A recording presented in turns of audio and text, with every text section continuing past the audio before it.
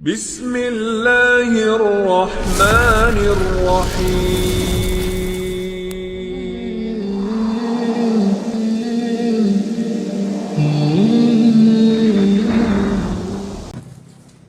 Alhamdulillah, di malam ini kita akan membahas kembali tentang Qasasul Anbiya, kisah para nabi dalam Al-Quran. Dan malam ini kita akan mengisahkan satu kisah yang disebutkan dalam surah Al-Imran ayat 20 atau 33 dan seterusnya, tentang kisah Nabi Allah Zakaria alaihi salatu wassalam. Hadirin dan hadirat yang dimuliakan Allah subhanahu wa ta'ala, Nabi Allah Zakaria satu dari sekian nabi-nabi Bani Israel. Dan nasab Zakaria sendiri, kalau diurut, maka sampai kepada Nabi Allah Ya'qub alaihi salatu wassalam. Dan Ya'qub putra Ishak, dan Ishak putra Nabi Allah Ibrahim alaihi salatu wassalam.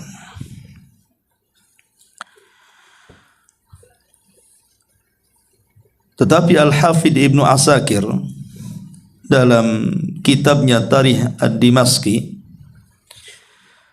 bahwa Nabi Allah Zakaria ini, beliau adalah anak cucu daripada Nabi Allah Sulaiman ibn Daud alaihi wassalam.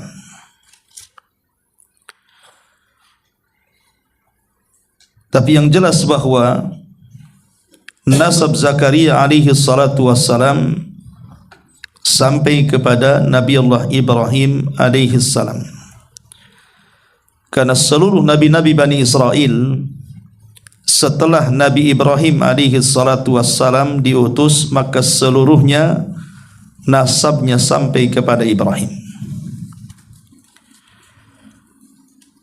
Ma'asyiral muslimin wal muslimat rahimani wa rahimakumullah. Adapun Zakaria sendiri, istrinya adalah Isa. Isa ini saudari daripada Hanna. Dan Hanna sendiri adalah istri daripada Imran, yang disebutkan di dalam Al-Quran namanya surah Al-Imran. Jadi Al-Imran dengan Zakaria itu dua-duanya adalah imam di Masjid Al-Aqsa. Keduanya adalah tokoh di Baitul Maqdis.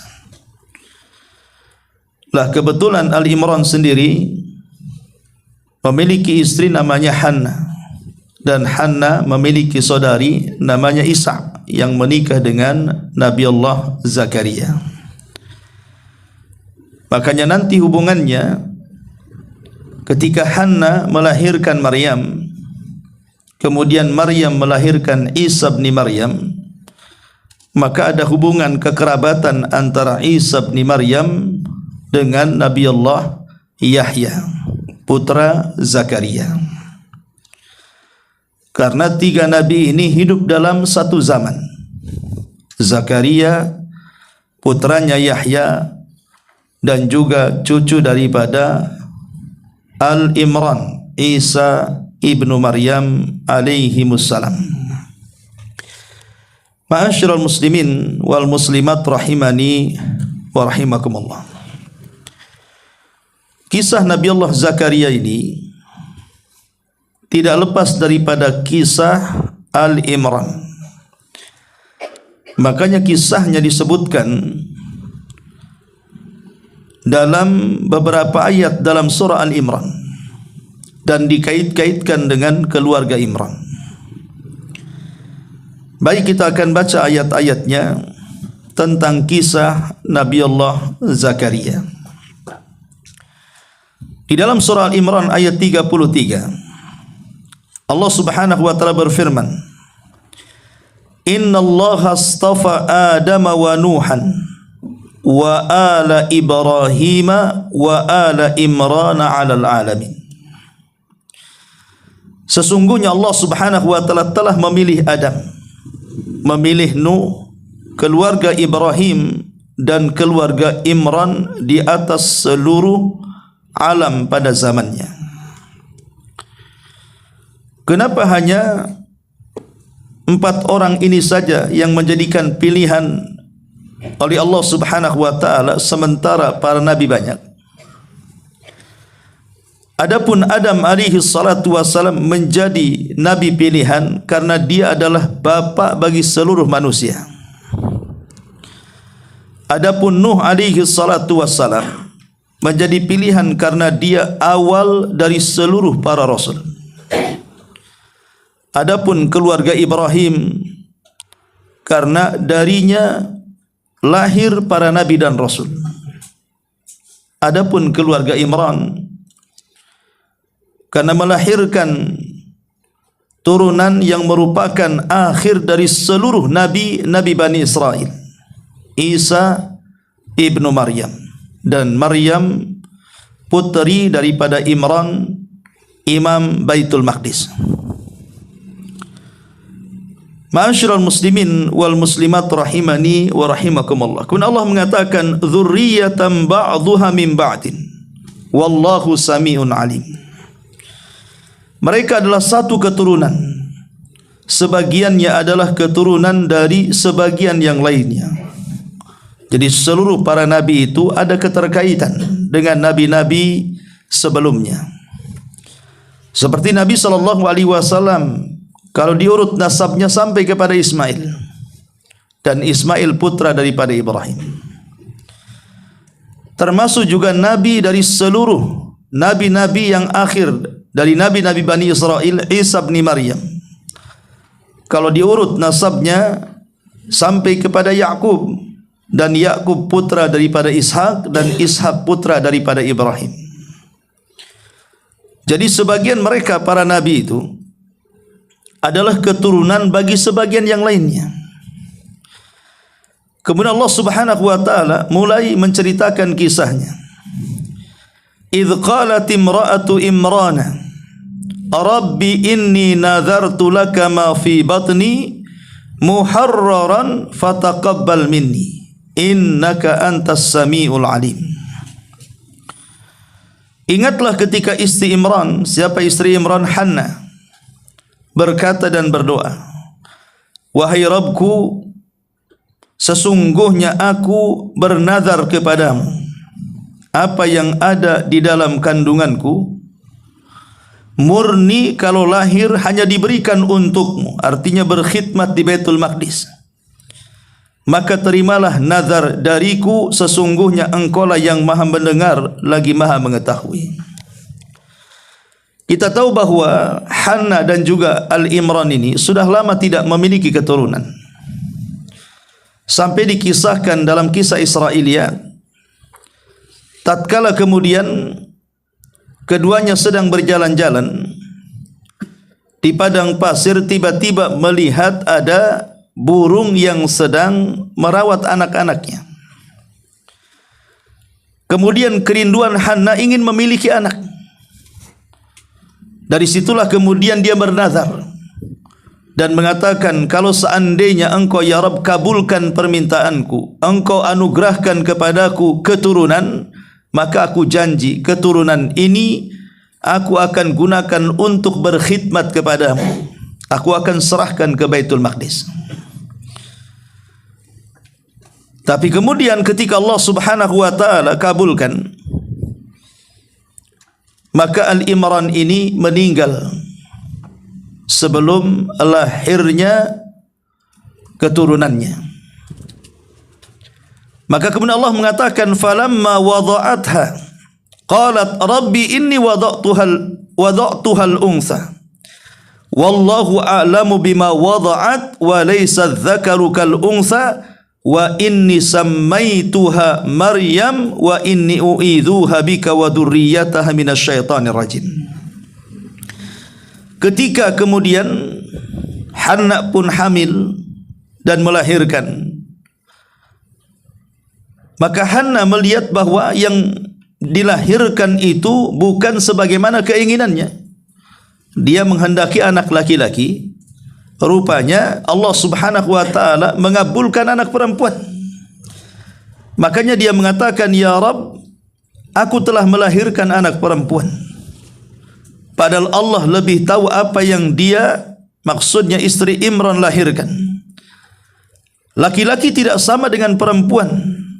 Dan aku memberinya nama Maryam serta memohon perlindungan kepadamu untuknya dan anak cucunya dari setan yang terkutuk. Jadi terkadang apa yang kita inginkan berbeda dengan yang Allah kabulkan. Tentu ada hikmah. Setiap doa terkadang seperti itu. Terkadang kita menginginkan sesuatu tapi pengijabahannya berbeda dengan permintaannya. Dan tentunya perbedaan antara pengabulan dengan permintaan ini semua demi kebaikan. Semua ada hikmah di balik itu.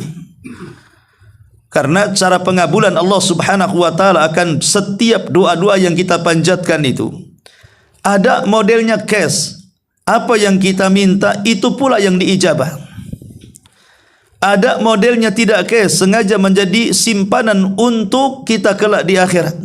Tapi ada juga antara permintaan dengan pengabulan berbeda. Mintanya lain, pengabulannya pula lain. Seperti keluarga Imran ini, minta anak laki-laki, lahir anak perempuan. Ma'asyiral muslimin yang dimuliakan Allah Subhanahu wa ta'ala. Akhirnya kemudian Allah Subhanahu wa ta'ala memberi nama sendiri anak perempuan itu bernama Maryam. Kemudian Allah perintahkan agar Hannah berlindung kepada Allah Subhanahu wa ta'ala saat kelahiran Maryam dari syaitan yang terkutuk. Makanya Nabi SAW mengatakan ada dua bayi di dunia ini yang tidak disentuh oleh setan saat kelahirannya. Pertama Maryam bintu Imran, yang kedua putranya Isa bin Maryam. Saat kelahirannya tidak ditusuk lambuknya oleh syaitan. Tapi selain keduanya, seluruh manusia yang lahir ditusuk lambungnya oleh syaitan. Seolah-olah syaitan memberitahukan bahwa dengan kelahiranmu aku kasih tahu akulah musuhmu sepanjang masa hidupmu. Ma'asyiral muslimin yang dimuliakan Allah Azza wa Jalla. Maka Allah mengatakan fataqabbalaha rabbuha biqabulin hasanin wa ambataha nabatan hasanan wa kaffalaha Zakaria. Dia Allah menerima Maryam dengan penerimaan yang baik. Kemudian Allah membesarkannya dengan pertumbuhan yang baik dan menyerahkan pemeliharaannya kepada Nabi Allah Zakaria. Ma'asyiral muslimin yang dimuliakan Allah Azza wa Jalla, kita tahu bahwa walaupun Imran dengan Zakaria ini dua-duanya imam di Baitul Maqdis, tapi Bani Israel secara hati lebih mencintai Al-Imran dibandingkan Zakaria. Karena dia adalah tokoh yang sangat dimuliakan, dihargai dan juga ditinggikan di tengah-tengah Bani Israel. Maka seluruh para ulama Baitul Maqdis, orang-orang alim ahli ibadah di Baitul Maqdis, menginginkan bahwa merekalah ingin merawat Maryam. Mereka semua ingin bahwa kami yang merawatnya, sebagai bentuk berterima kasihnya mereka kepada Imran yang sudah meninggal dunia. Tetapi kemudian Allah Subhanahu wa ta'ala mentakdirkan bahwa walaupun semuanya ingin merawat Maryam, tapi perawatan itu jatuh kepada Nabi Allah Zakaria alaihi salatu wassalam. Dengan cara apa? Dengan cara undian. Karena ketika itu kan mereka mengundi siapa yang berhak mengambil Maryam. Maka semua para orang-orang alim, para orang-orang ahli ibadah di Baitul Maqdis berdiri di tepian sungai. Kemudian mereka diperintahkan untuk melemparkan kolam-kolam mereka. Siapa yang kolam-kolamnya tenggelam, maka dia gagal untuk merawat Maryam. Siapa yang kolamnya tetap di atas permukaan, dan tidak hanyut karena arus air sungai, maka dialah yang berhak mengkafil Maryam. Rupanya seluruh kolam-kolam para ulama, para ahli ibadah Baitul Maqdis tenggelam semuanya, kecuali kolamnya Nabi Allah Zakaria. Sejak itulah maka Zakaria berhak untuk mengkafil Maryam. Makanya Allah mengatakan wa kafalaha Zakaria. Maka Zakarialah yang berhak merawatnya, mengkafilnya. Ma'asyiral muslimin wal muslimat rahimani wa rahimakumullah. Maka Nabi Allah Zakaria yang sekaligus paman daripada Maryam, karena bagaimanapun ibunda Maryam dengan istri Zakaria kan saudari kandung. Berarti Maryam dengan Nabi Allah Zakaria jatuhnya paman. Makanya kemudian Zakaria ini merawat bagaikan anaknya, apalagi memang Zakaria sendiri tidak punya anak. Dan juga Isa istrinya juga mandul sampai tua, ada yang mengatakan sampai usia 100 tahun, istrinya 9 tahun belum punya anak. Walaupun akhirnya mereka pun punya anak, tapi saat mereka mengkafil Maryam, mereka tidak punya anak, sehingga mereka bahagia seolah-olah ada anak angkat di tengah-tengah mereka. Maka Zakaria pun berusaha merawat Maryam sebaik-baiknya dan dia tidak pernah keluar dari mihrabnya. Apa yang dilakukan Maryam dan diajarkan Zakaria kepada Maryam hanya untuk beribadah kepada Allah sesuai dengan nazar ibundanya, berkhidmat di Baitul Maqdis, sehingga Maryam tidak pernah keluar dari mihrabnya, hanya beribadah saja di dalam mihrab itu. Ya Maryam uqnuti wasjudi li rabbiki. Wahai Maryam, beribadahlah, rukulah, sujudlah dan dekatkan dirimu kepada Allah Subhanahu wa taala. Lah disinilah terjadi keajaiban. Karena siapapun yang dekat dengan Allah Subhanahu wa taala, pasti Allah akan memberikan keajaiban dalam hidupnya. Di sini Allah Subhanahu wa taala mengatakan kullama dakhala 'alaiha Zakaria al-mihrab wajada indaha rizqa. Setiap kali Zakaria masuk ke mihrabnya Maryam.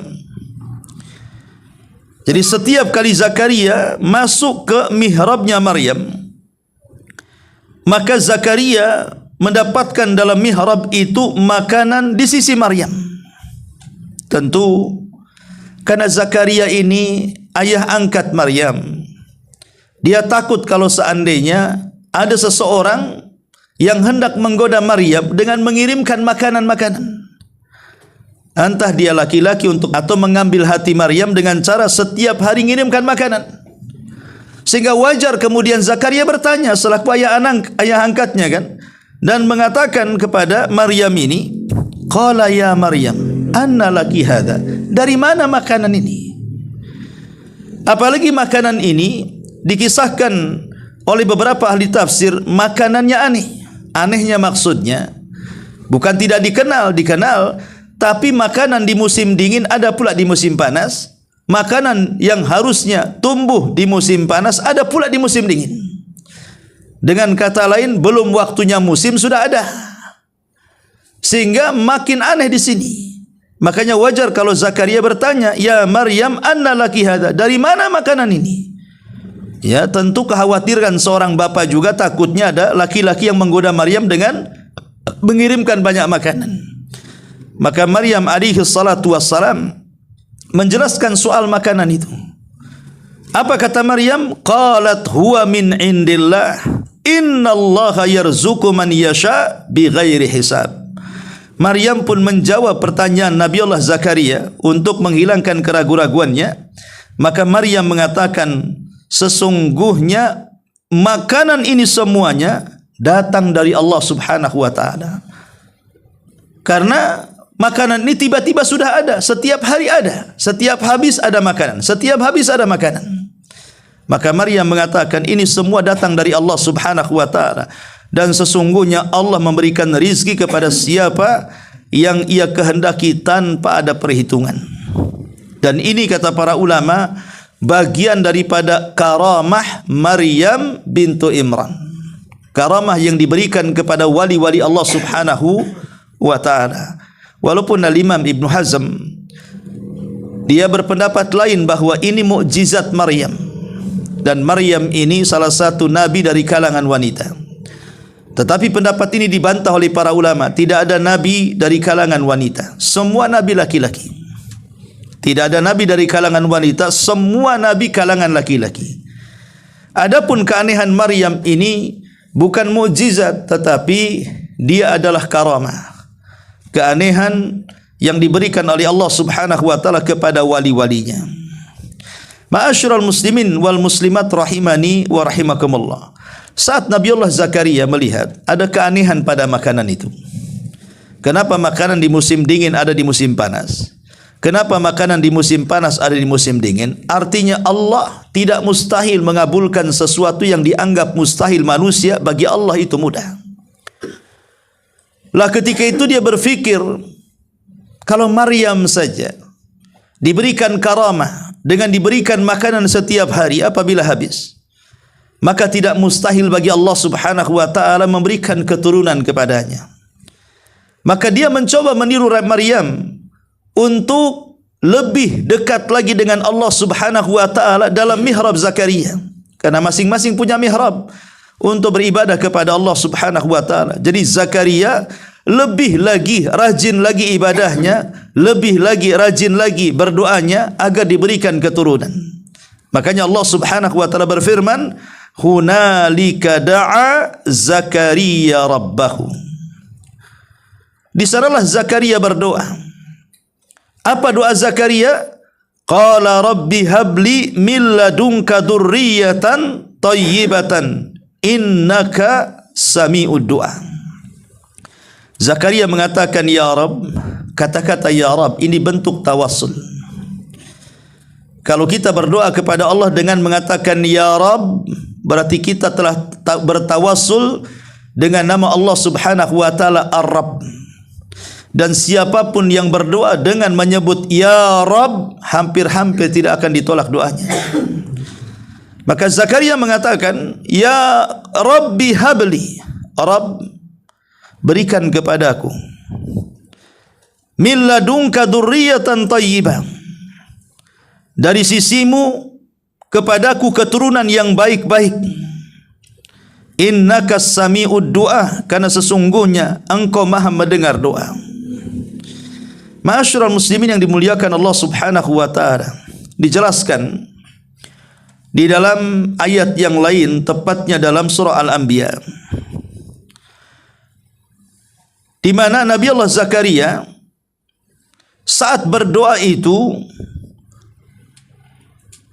terkandung 3 perkara yang kalau kita meniru doanya Zakaria, insya-Allah kita yakin dengan Allah, maka Allah pasti akan mengabulkan doanya.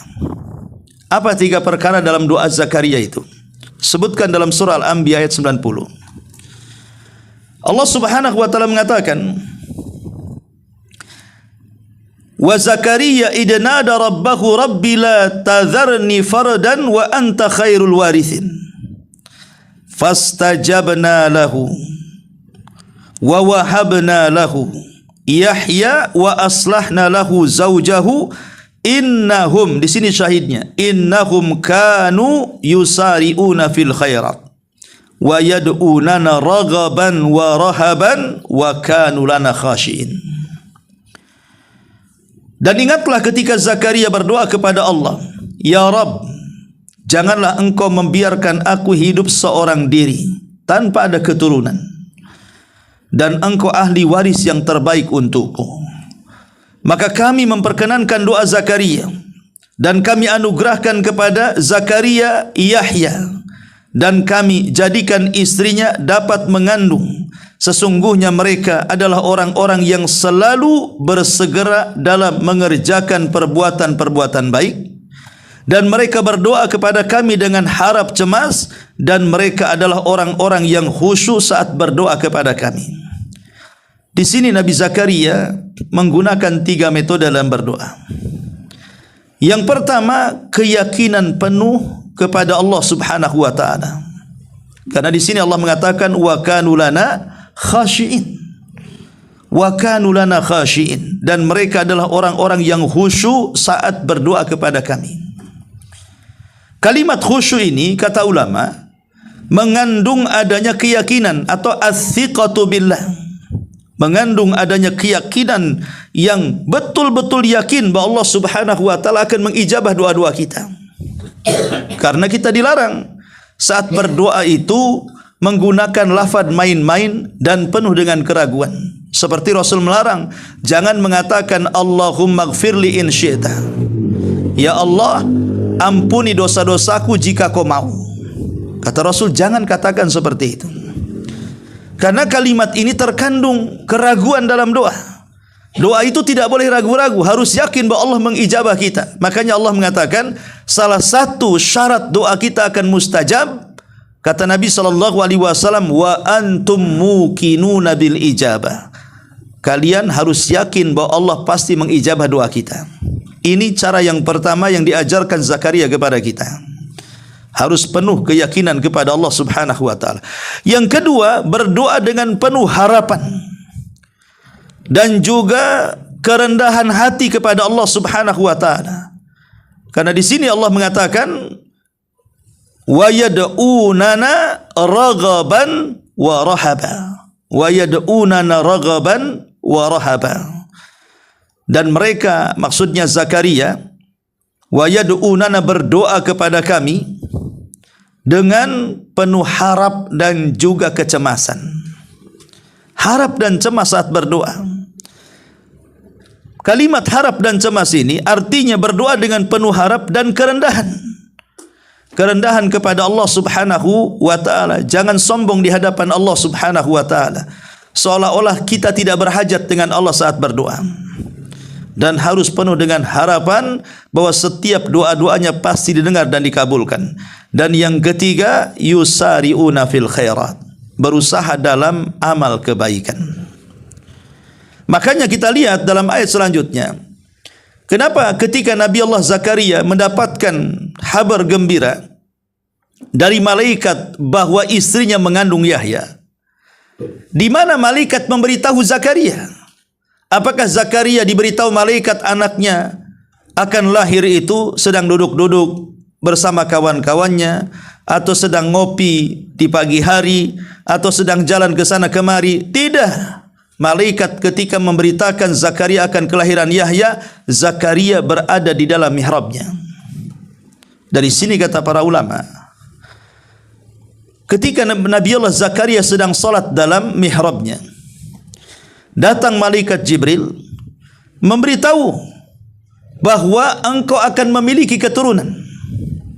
Artinya bahwa orang kalau ingin dikabulkan doanya, maka dahulukan dengan salat.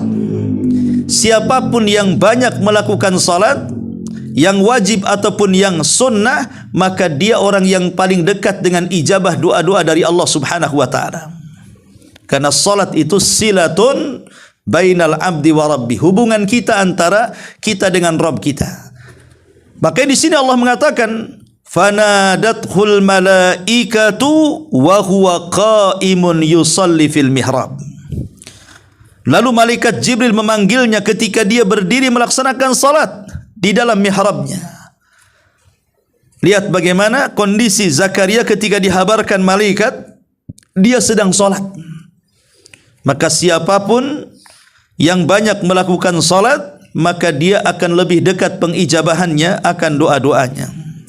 Kemudian Jibril mengatakan, innallaha yubashshiruki bi Yahya musaddiqan bi kalimatin minallah wa sayyidan wa hasuran wa nabiyyan minas salihin.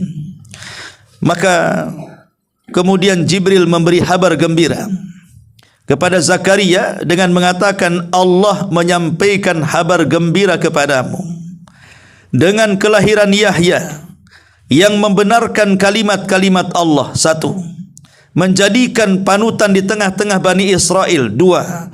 Menahan diri dari hawa nafsunya. 3. Dan seorang nabi di antara orang-orang soleh. 4. Allah berikan ciri-ciri anak yang akan lahir dengan 4 keutamaan. Apa saja 4 keutamaan? Musaddiqan bi kalimatillah. Dia akan lahir dan menjadi nabi dan membenarkan kalimat-kalimat Allah Subhanahu wa taala. Yang kedua, dia akan jadi panutan, akan menjadi uswah dan qudwah di tengah-tengah Bani Israel.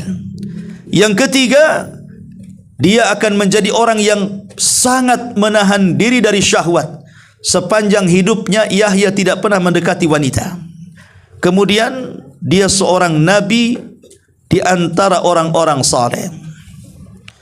Di sini ada faedah, karena dalam ayat yang lain Nabi Allah Zakaria saat meminta anak, dia hanya meminta kepada Allah Subhanahu wa taala lahir anak yang saleh, lahir anak yang diridhai oleh Allah Subhanahu wa taala. Itu saja.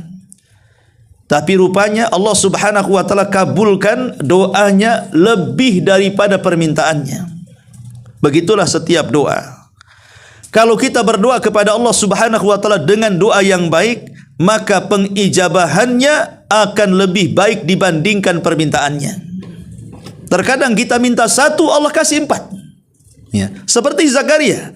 Dia hanya minta 1, tapi Allah Subhanahu wa taala kasih 4. Dari sini menunjukkan apa? Siapapun yang sungguh-sungguh berdoa kepada Allah Azza wa Jalla dengan doa-doa kebaikan, maka Allah Subhanahu wa taala akan mengabulkan dengan pengabulan yang lebih dibandingkan permintaannya. Ma'asyiral muslimin yang dimuliakan Allah Subhanahu wa taala. Disebutkan dalam surah Maryam bagaimana upaya Nabi Allah Zakaria alaihi salatu wassalam saat berdoa meminta keturunan. Apa kata Allah? Kaf ha ya ain sad. Dzikru rahmati rabbika 'abdahu Zakaria idh nada rabbahu nidaan khafiyya. Allah mengatakan kaf ha ya ain sad. Yang dibacakan ini adalah penjelasan tentang rahmat Rabbmu kepada hamba Allah Zakaria, yaitu ketika dia berdoa kepada Rabbnya dengan suara yang lirih. Apa maknanya suara yang lirih? Karena Nabi Allah Zakaria ini sudah tua. Bahkan dia jelaskan sendiri bagaimana dia sudah tua, sudah renta, sudah beruban, perempuannya juga mandul. Kalau seandainya doanya diketahui manusia, tentu akan ditertawakan. Kalau seandainya Zakaria berdoa terang-terangan, kemudian didengar oleh Bani Israel, terutama orang-orang Yahudi Bani Israel, tentu mereka akan mengejek Zakaria. Mungkin mereka akan mengatakan, alah kau sudah tua, sudah renta, sudah kakek, sudah nenek, kok mau minta yang aneh-aneh, kan begitu. Makanya di sini Nabi Allah Zakaria saat berdoa, dia senantiasa dengan lirih bagaimana caranya orang tidak tahu dengan doanya. Karena yang dimintanya itu menurut pandangan manusia sesuatu yang besar, sesuatu yang mustahil. Tapi Nabi Allah Zakaria sangat yakin permintaan yang besar kalau dimohonkan kepada Rabb yang sangat besar, maka permintaan besar itu kecil di hadapan Rabb yang maha besar itu. Makanya Zakaria mengatakan, qala rabbi inni wahanul azmi minni washta'ala ra'su syaiba walam akun bidu'aika rabbi syakiya wa inni khiftul mawaliya min wara'i wa kanat imra'ati akiran fahabli min ladunka waliya yarithuni wa yarithu min ali Ya'qub waj'alhu rabbi radiya. Apa kata Zakaria? Wahai Rabbku, sesungguhnya tulangku telah lemah. Namanya sudah tua. Nanti antum akan merasakan kalau sudah usia mungkin 70-80 tahun. Mungkin berjalan saja sudah susah. Yang sering saya contohkan, naik tangga, tangganya disalahkan. Padahal badannya yang sudah tak kuat naik. Ya. Jalan di jalan, enggak tahan jalan yang disalahkan. Siapa yang ngaspal katanya. Padahal dia enggak sanggup jalan sebenarnya. Itu maknanya bahwa tulang-tulangku, kata Zakaria ini, sudah tidak kuat lagi, sudah lemah. Ya. Kemudian washta'ala ra'su syaiba, yang kedua, kepalaku telah penuh dengan uban. Artinya sudah mendekati dengan kematian. Karena uban itu alamah min alamah kurbil mauti. Dia adalah tanda dari tanda dekatnya kematian, adalah uban yang merubah seluruh warna rambut dalam badan kita. Kemudian yang ketiga, walam akun bidu'aika rabbi syakiya, dan aku tidak pernah kecewa dalam berdoa kepadamu wahai Rabbku. Artinya Nabiullah Zakaria walaupun sudah renta, sudah tua, sudah tak sanggup lagi jalan, tapi dia tidak pernah berhenti berdoa. Dari sini menunjukkan apa? Kesungguhan dalam berdoa. Kemudian kata beliau, sesungguhnya aku khawatir terhadap keluargaku sepeninggalku, sedangkan istriku adalah seorang yang mandul. Anugerahkan kepadaku seorang anak di sisimu ya Rabb. Ada yang mengatakan akhir ini bukan berarti sama sekali istri Zakaria ini tidak punya anak. Sama sekali sejak dia menikah sampai dikaruniakan Yahya itu, baru itulah anak pertamanya. Tidak. Ada yang mengatakan bahwa sebenarnya istri Zakaria ini pernah hamil, tapi selalu keguguran. Jadi kalau dia hamil, belum lagi lahir, keguguran. Hamil lagi, belum lahir, keguguran. Jadi berkali-kali dia keguguran. Makanya saat kemudian dia punya anak, kemudian diberi nama Yahya. Yahya itu artinya hidup, supaya dia tetap hidup. Jadi dengan memberi nama Yahya, supaya dia tetap hidup dan tidak mati. Ada yang mengatakan seperti itu. Tapi ada yang mengatakan ya mandul, artinya tidak punya anak sejak menikah dan baru punya anak setelah lahirnya Yahya alaihi salatu wassalam. Ma'asyiral muslimin wal muslimat rahimani wa rahimakumullah. Ketika para malaikat ini memberitakan bahwa istrinya mengandung, ya, maka Nabi Zakaria ketika itu sempat tidak percaya, tidak yakin kalau doanya diijabah oleh Allah Subhanahu wa taala. Makanya dia mengatakan qala rabbi anna yakunu li ghulamun wa qad balaghani al-kibaru wa imraati akhir. Wahai Rabbku, bagaimana aku bisa mendapatkan anak sedangkan aku sudah tua renta dan istri pun mandul, ya. Tetapi bagaimana jawaban Allah? Qala kadzalika Allahu yaf'alu ma yasha. Allah berfirman, demikianlah Allah melakukan sesuatu sekehendaknya.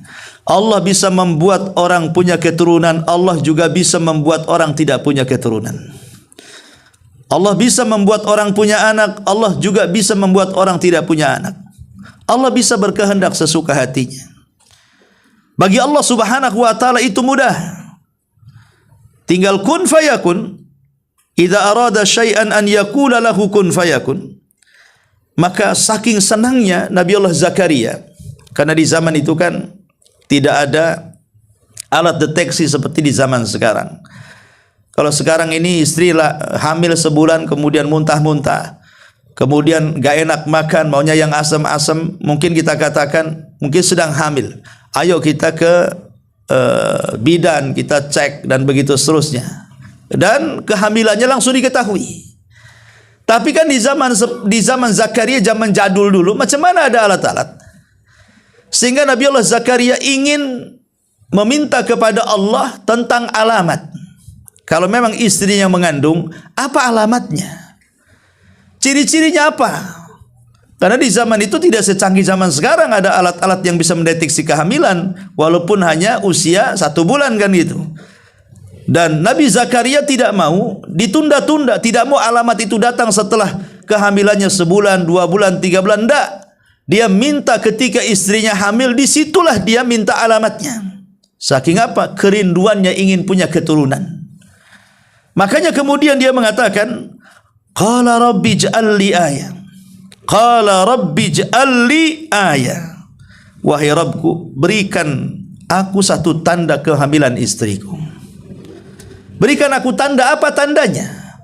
Kalau istriku sedang hamil ini, maka Allah Subhanahu wa taala mengatakan, qala ayatuka alla tukalliman nas thalathata ayyamin illa ramza. Wadhkur rabbaka katsiran wasabbih bil asyi wal ibkar. Maka Allah Subhanahu wa taala memberikan tanda-tanda alamatnya. Kata Allah, tandanya bagimu adalah engkau tidak dapat berbicara dengan manusia selama 3 hari. Kecuali dengan isyarat, sebutlah nama Rabbmu sebanyak-banyaknya dan bertasbihlah pada waktu petang dan juga pagi hari. Jadi saat Isa istrinya belum hamil, Zakaria keluar rumah, biasa bicara dengan orang, ngobrol dengan orang, berdakwah kepada orang dan begitu seterusnya. Hari kedua juga begitu. Hari ketiga, pas ketika di hari istrinya betul-betul hamil, ketika dia keluar kemudian hendak berbicara, langsung tidak bisa bicara. Tidak bisa bicara. Tetapi kalau dia bertasbih, bertahmid, bertakbir, bunyi itu. Tapi kalau ngomong tidak bisa.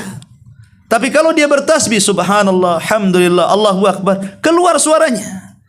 Tapi kalau seandainya dia hendak memberitahu atau hendak ngobrol perkara-perkara yang lain, tiba-tiba menjadi bisu, tidak bisa bicara. Berarti ini tanda bahwa istrinya sedang hamil. Ya, itulah tanda-tandanya. Maka Nabi Allah Zakaria ketika betul-betul istrinya, dia tidak bisa sama sekali bergerak lisannya, kecuali hanya bertasbih, hanya bertakbir, bertahmid dan begitu seterusnya. Makanya kemudian disebutkan dalam surah Maryam, ketika Nabi Allah Zakaria minta tanda-tandanya, qala rabbi ij'al li ayah, qala ayatuka alla tukallimanna salasata layalin sawiya fa kharaja ala qaumihi minal mihrab fa auha ilaihim an sabbihu bukratan wa ashiya. Zakaria berkata, wahai Rabbku, berilah aku satu tanda kelahiran atau kehamilan istriku. Maka Allah berfirman, tandanya bagimu adalah engkau tidak dapat bercakap-cakap dengan manusia selama 3 hari 3 malam, padahal engkau orang sehat, bukan bisu. Ya. Lalu Zakaria keluar dari mihrabnya menuju kaumnya, lalu dia memberi isyarat kepada mereka agar bertasbih kepada Allah di waktu pagi dan juga waktu petang. Artinya tidak bisa bicara kecuali hanya isyarat-isyarat tasbih dengan suaranya. Ma'asyiral muslimin yang dimuliakan Allah Subhanahu wa taala, saat Allah kemudian anugerahkan kepada Nabi Allah Zakaria putranya namanya Yahya, dan ingat di zaman itu tidak ada nama Yahya kecuali putra Zakaria. Kalau sekarang banyaklah namanya Pak Yahya, ya. Kalau di zaman dulu tidak ada orang namanya Yahya kecuali putra Zakaria, ya. Nabi Allah Yahya ini dianugerahi sifat-sifat yang baik dari Allah Subhanahu wa taala. Makanya kemudian Allah Subhanahu wa taala mengatakan dalam surah Maryam, ya Yahya khudil kitaba biquwwah wa atainahul hukma sabiyya. Wahai Yahya, ambillah, pelajarilah kitab Taurat ini dengan sungguh-sungguh. Kami menganugerahkan hikmah kepadamu, di mana hikmah itu akan ditanam oleh Allah kepada Yahya ini sejak kecil. Karena Yahya diangkat jadi nabi itu dari kecil. Dia sudah bisa menguasai Taurat. Berbeda dengan nabi-nabi yang lain, ada yang 40 tahun dan begitu seterusnya, ya. Kemudian di antara sifat-sifatnya Allah mengatakan wa hananan min ladunna wa zakatan wa kana taqiyya wa barram biwalidayhi wa lam yakun jabbaran asiya. Kami anugerahkan kepada Yahya rasa kasih sayang, hananan. Kenapa diberikan rasa kasih sayang? Karena orang tuanya sudah tua.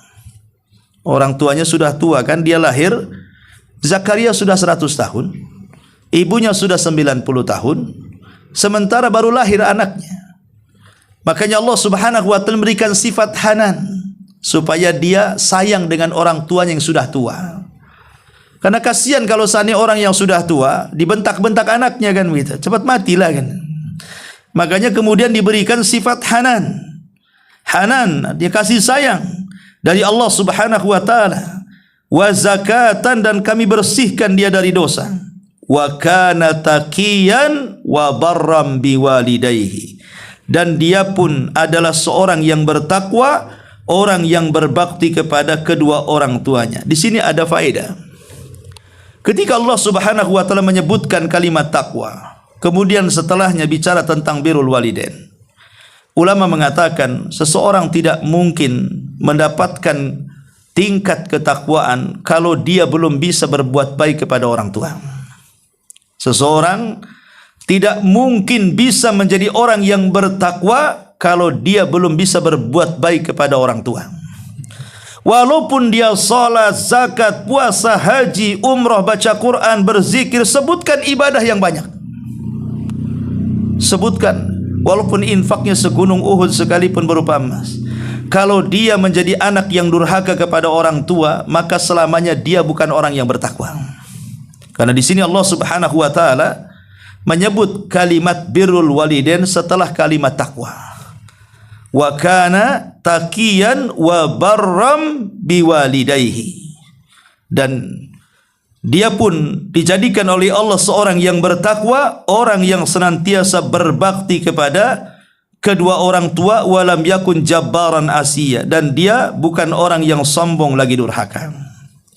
Ma'asyiral muslimin wal muslimat rahimani wa rahimakumullah, dan dia pun berdoa kepada Allah Azza wa Jal, wa salamun alaihi yauma wulida wa yauma yamut wa yauma yub'atsu hayya. Kesejahteraan bagi Yahya pada hari dilahirkan, pada hari diwafatkan, dan pada hari dibangkitkan. Sudah saya jelaskan bahwa kita meminta kepada Allah Subhanahu wa taala seperti permintaan Yahya kepada Allah agar diselamatkan di 3 kondisi: saat dilahirkan, saat diwafatkan, dan saat dibangkitkan. Dari mana? Dari gangguan syaitan. Saat dilahirkan agar kita dijauhkan dari syaitan. Kemudian hidup di dunia juga sama, saat meninggal juga sama, saat dibangkitkan juga sama. Minta keselamatan kepada Allah Subhanahu wa taala. Ma'asyiral muslimin wal muslimat rahimani wa rahimakumullah. Adapun kematian Nabi Allah Zakaria alaihi salatu wassalam menjadi perselisihan para ulama. Bagaimana cara meninggalnya? Karena kita tahu bahwa kematian para nabi itu berbeda dengan kematian para rasul. Kalau kematian para rasul, mustahil seorang rasul ataupun ulul azmi minar rusul dibunuh secara sadis oleh kaumnya. Tidak ada satupun rasul dari ulul azmi yang dibunuh secara sadis, di mana semua rasul ulul azmi itu meninggal dalam kondisi normal. Kalau ancaman pembunuhan, ya, tapi tidak berhasil. Nuh alaihi salatu wassalam sempat diancam oleh kaumnya untuk dibunuh. Makanya dia mengatakan, Rabbi inni maghlubun fantasir. Ya Rabb, aku hampir dikalahkan. Artinya hampir dibunuh kaumku. Fantasir, tolong aku. Tapi Nuh tidak jadi dibunuh. Nuh diselamatkan dengan azab yang menimpa kaumnya. Akhirnya diselamatkan oleh Allah ke atas perahu. Setelah kemudian selamat, dia sakit kemudian meninggal. Kemudian Nabi Ibrahim, walaupun ancaman pembunuhan berkali-kali, yang jelas adalah dia pernah dilempar ke dalam api. Tapi Allah Subhanahu wa taala tidak menjadikan Ibrahim mati terpanggang dalam api. Bahkan Allah mengajarkan kalimat untuk membuat api tunduk kepada Ibrahim. Qul ya naru kuni bardan wa salaman ala Ibrahim. Katakan, wahai api, dingin, kemudian selamatkan Ibrahim. Maka Ibrahim tidak terbakar. Upaya pembunuhan ada, tapi dia tidak dibunuh dengan sadis. Sampai Ibrahim akhirnya hijrah ke Haran, hijrah ke Palestina, hijrah ke Mesir, balik lagi ke Palestina, hijrah ke Arab, balik lagi ke Palestina, artinya meninggal di Palestina. Kemudian siapa lagi? Nabi Musa. Nabi Musa berkali-kali mau dibunuh saat Fir'aun mengejar dengan tentaranya, kemudian terhadang dengan lautan, yang Bani Israel sudah ketakutan dan mengatakan, wa inna la mudrakun, kami sudah dikepung oleh Fir'aun dan tentaranya. Macam mana ini wahai Musa? Maka Musa pun berdoa kepada Allah. Akhirnya Musa mengatakan, inna ma'i ya rabbi sayahdin, kebersamaan kita dengan Allah, pasti Allah akan menolong kita. Akhirnya Allah merintahkan untuk memukul tongkatnya. Jadilah lautan menjadi 12 jalan. Musa pun selamat dan Fir'aun pun ditenggelamkan. Musa tidak mati dibunuh, tapi Musa meninggal dengan takdir Allah di Ardut Tih. Ketika Bani Israel diazab 40 tahun tidak bisa keluar dari negeri itu. Adapun Isa bin Maryam juga sama. Ada upaya pembunuhan. Sampai kemudian orang-orang Romawi yang mengepung Isa bin Maryam, mereka tidak berhasil menangkap Isa, tapi menangkap yang diserupakannya. Yang diserupakan Isa itulah kemudian ditangkap, digantung, disalib dan dibunuh. Sehingga orang Yahudi mengklaim sudah membunuh Isa dan mengatakan qatalnal Masih ibn Maryam. Kami sudah membunuh Isa, tapi Allah bantah, wa ma qatalu wa ma sallabu walakin syubbiha lahu bal rafa'ahu Allahu ila sama. Isa tidak dibunuh, Isa tidak disalib, bahkan Isa diserupakan, bahkan Isa diangkat ke langit. Sampai hari ini Isa belum mati dan akan meninggal di akhir zaman. Termasuk Nabi SAW upaya pembunuhan berkali-kali. Berkali-kali mau diracun, mau ditindih dengan batu dari atap dalam perang Bani Quraisy. Ya.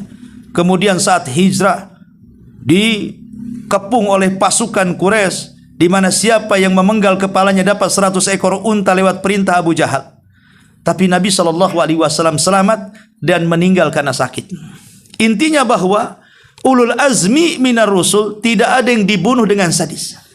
Tapi selain mereka, selain para rasul, para nabi, macam-macam cara kematiannya.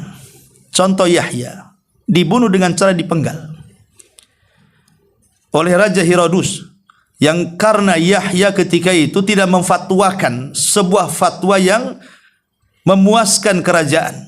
Karena ketika itu Raja Herodus dia menikah dengan wanita dari kerabatnya, dan secara syariat Yahya itu haram, tidak boleh. Sama juga dengan kita lah, ada wanita-wanita yang haram dinikahi. Ya. Akhirnya raja minta fatwa kepada Yahya. Yahya tidak bisa. Yang namanya haram tetap haram sampai kiamat. Akhirnya dari pihak wanita marah, kemudian menggoda sang raja. Akhirnya raja tergila-gila dengan wanita itu. Kata wanita itu, kau boleh menikahi aku, maharnya penggal kepala Yahya. Akhirnya kemudian mereka pun menangkap Yahya, kemudian memenggal kepalanya sebagai bentuk mahar wanita pelacur untuk sang raja.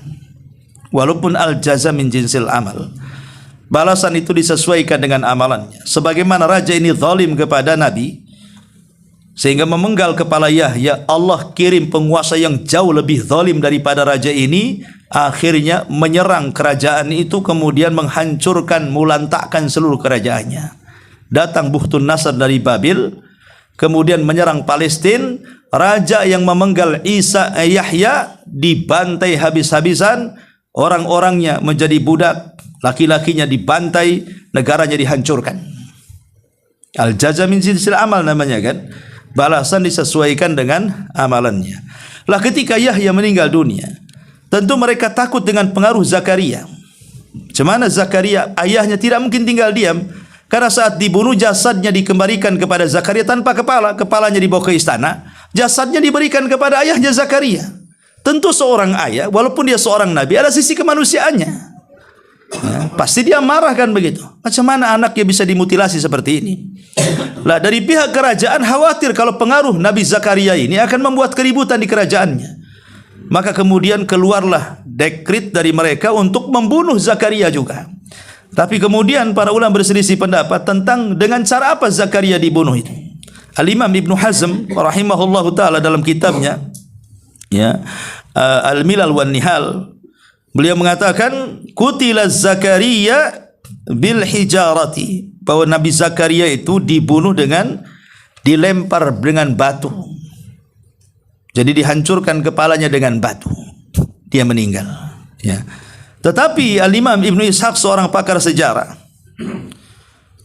dia mengatakan bahwa Nabi Allah Zakaria saat tahu bahwa dia sedang diburu, kemudian dia pun masuk ke dalam hutan. Di sinilah terjadi mukjizat, kata Imam Ibnu Ishaq, famarra bi syajaratin, maka dia pun melewati satu pohon. Tiba-tiba pohon ini bicara dan membelah dirinya dan mengatakan, kemarilah wahai Zakaria, sembunyilah di sini. Tetapi masalahnya iblis yang mengikuti pelarian Zakaria melihat Zakaria ini masuk ke salah satu pohon, kemudian pakaiannya kejepit sedikit keluar. Maka saat tentara kemudian mengepung hutan tersebut, maka iblis kemudian menjelma sebagai manusia dan menunjukkan bahwa Zakaria ada di pohon itu. Kalau kau ingin membunuhnya, ambillah gergaji pohon itu, maka dia akan mati. Akhirnya kemudian Nabi Allah Zakaria pun kemudian meninggal dengan cara digergaji. Ini menurut Al-Imam Ibnu Ishaq rahimahullahu ta'ala. Intinya dari kisah Nabi Allah Zakaria ini ada beberapa faedah yang bisa kita petik. Pertama, al-iman biqada'illah. Kita harus beriman dengan keputusan Allah Subhanahu wa taala. Nabi Zakaria lama tidak punya keturunan, tapi dia pasrah. Dia masih yakin dengan putusan Allah Subhanahu wa taala bahwa Allah memberikan dalam kehidupannya kehidupan terbaik. Maka kita pun harus yakin dengan putusan Allah. Yang kedua, doa tidak mungkin dikabulkan kecuali al-akhdhu bil asbab, mencari sebab. Walaupun kita ini sudah khusyuk berdoa di masjid, maka kalau tidak mengambil sebab percuma doanya. Anak muda berdoa di masjid, ya Allah karuniakan anak yang saleh. Turun anak nggak mungkin kalau nggak kawin. Ya. Yang mengambil sebabnya kawin dulu, baru nanti punya anak kan itu. Masa orang berdoa ujung-ujung anaknya depan dia bayinya kan gitu. Ya nggak mungkin lah, akhdhu bil asbab, cari sebab kan gitu ya. Kemudian yang ketiga, ahammiyatud doa. Pentingnya kita berdoa kepada Allah. Sayangnya tidak ada yang tahu nilai sebuah doa kecuali para nabi, orang-orang saleh dan para pengikut para nabi. Padahal doa itu sendiri adalah ibadah. Walaupun seandainya Allah akhirkan pengabulannya, bukan berarti Allah tidak mendengar doa kita. Tetap doa yang kita panjatkan walaupun di Allah akhirkan pengabulannya tetap dapat pahala. Lalu apa ruginya? Kita sedang beribadah kepada Allah Subhanahu wa taala. Kemudian juga al-iktsar min dzikrillah.